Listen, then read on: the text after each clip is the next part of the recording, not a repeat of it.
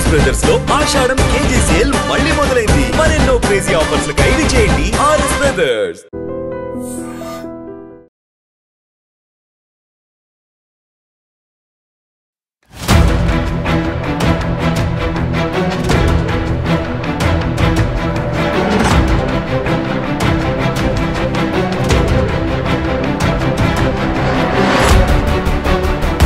ప్రసిద్ధ పుణ్యక్షేత్రం కోనసీమ తిరుమల వాడపల్లిలో విషాదకర ఘటన చోటు చేసుకుంది.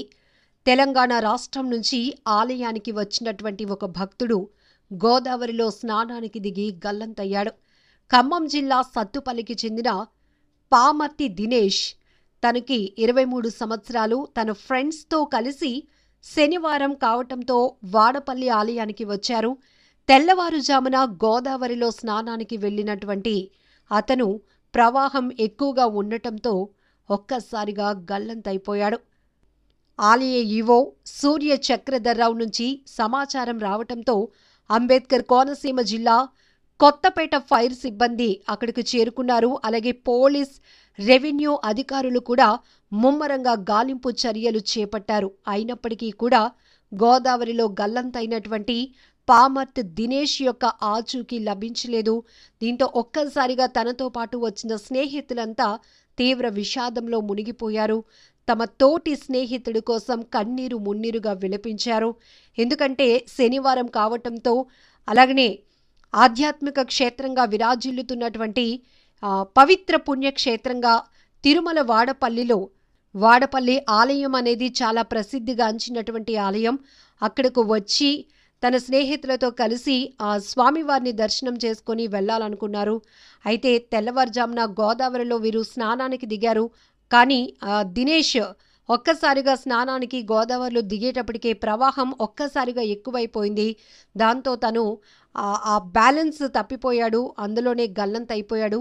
ఇమీడియట్గా ఈ సంఘటనకు సంబంధించి ఆలయ ఈవో అక్కడ జిల్లా అధికారులకు, పోలీస్ సిబ్బందికి కూడా ఇన్ఫర్మేషన్ ఇవ్వడంతో హుటాహుటిన అక్కడకు చేరుకున్నటువంటి ఫైర్ సిబ్బంది కావచ్చు, స్థానికంగా ఉన్న మత్స్యకారులు బోట్ల సహాయంతో ముమ్మరమైనటువంటి గాలింపు చర్యలు కొనసాగించారు. అప్పటికీ కూడా చీకటి పడడంతో ఇక చేసేదేమి లేక వెనుదిరిగారు అందరూ కూడా.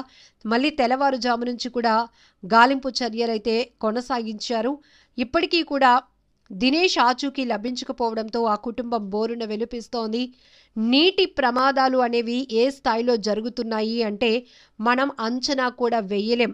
మనకు తెలియలేని ప్రాంతంకి వెళ్ళినప్పుడు మనం ఏ పని మీద వెళ్తే ఆ పని నుంచి తిరిగి జాగ్రత్తగా రావటమే మంచిది. ఎందుకంటే ఈ మధ్యకాలంలో ప్రమాదాలు ఎప్పుడు ఎలా జరుగుతున్నాయో కూడా మనకి తెలియదు. నిజానికి మనం అనుకుంటాం మనకేమి కాదులే అని, కానీ అక్కడికక్కడే క్షణాల్లోనే కళ్ళెదుటే తమ వారిని కోల్పోతున్న వారి పరిస్థితి ఎంత దారుణంగా ఉంటుందో కనీసం మనం అసలు వర్ణించడానికి కూడా మాటలు రావటం లేదు. ఎందుకంటే గోదావరిలో గల్లంతయి ఎంతోమంది చిన్నపిల్లలు కావచ్చు, యువకులు కావచ్చు, ఎంతోమంది కొట్టుకుపోయినటువంటి దృశ్యాలు, గల్లంతైన వారి మృతదేహాలు ఆచూకీ ఇప్పటికీ కూడా లభించినటువంటి ఎన్నో విషాదకర ఘటనలు మనం చూస్తున్నాం. ఆ కుటుంబ సభ్యులైతే బిడ్డల్ని కోల్పోయి తల్లిదండ్రులు గుండెలు అవిసేలా రోధిస్తున్నటువంటి తీరు కూడా మనం చూస్తూ ఉన్నాం.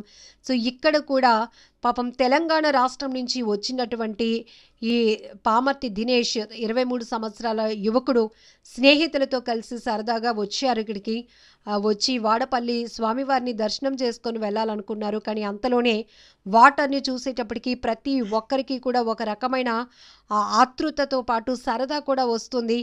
నీళ్లు చాలా ప్లెజెంట్గా ఉన్నాయి కదా, ప్రశాంతంగా కనపడుతుంది కదా గోదావరి, స్నానం చేసి వెళ్దాం, పుణ్య స్నానం కింద వస్తుందని చాలామంది భావిస్తారు. కానీ అక్కడ లోతు, అక్కడున్నటువంటి పరిస్థితులు మనకి తెలియక చాలా వరకు ఇది ప్రమాదంగా మారుతుంది. మునిగి కొట్టుకుపోతున్న వారినే చూస్తున్నాం, గల్లంతైపోతున్న వారిని చాలామందినే చూస్తున్నాం. వారి కోసం ఎంత గాలించినా కూడా ఆచూకీ కనిపించకపోవడం మరింత బాధాకరమైన విషయం.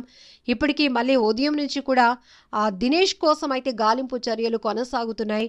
స్నేహితులు తమ ఫ్రెండ్తో ఉన్నటువంటి ఆ పరిస్థితులను కావచ్చు, తన జ్ఞాపకాలను కావచ్చు, అలాగే టెంపుల్కి వెళ్ళటానికి ప్లాన్ చేసిన తీరు, ఇవన్నీ కూడా గుర్తు చేసుకుంటూ దుఃఖంలో మునిగిపోతున్నారని చెప్పాలి.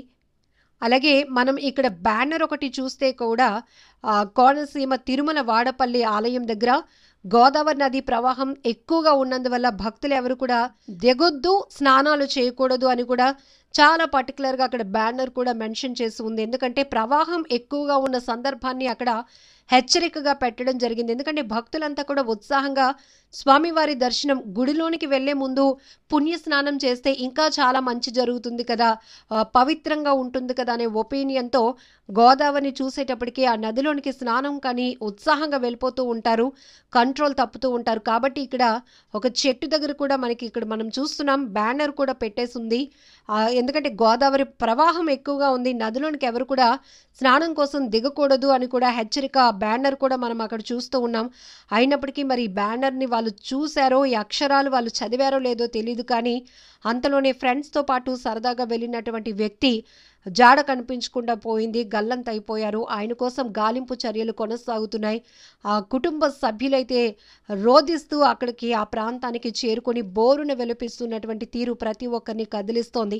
ఎస్ఐ గారు ఫోన్ చేసి ప్రమాదశాత్తు ఒక వ్యక్తి వాడపల్లి గోదావరిలో మునిగిపోయారని చెప్పి ఇన్ఫర్మేషన్ ఇచ్చున్నారు.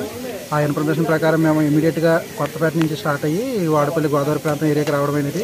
ఇక్కడికి వచ్చాక తెలిసిన ఇన్ఫర్మేషన్ ఏమనగా 6 యువకులు ఖమ్మం జిల్లా తెలంగాణ ఏరియా నుంచి సత్తుపల్లి అనే విలేజ్ నుంచి వచ్చారండి. వాడపల్లి వెంకటేశ్వర స్వామి వారి దర్శనం కోసం వచ్చి ఉన్నారు. వాళ్ళు ఉదయం ఎర్లీ మార్నింగ్ 4 ఆ ప్రాంతంలో స్నానానికి అని చెప్పి గోదావరిలో దిగారు. ఎవరికి ఎలవ లేదండి. ఆల్రెడీ దేవస్థానం వారు బ్యారికేడ్లు కూడా పెట్టున్నారు.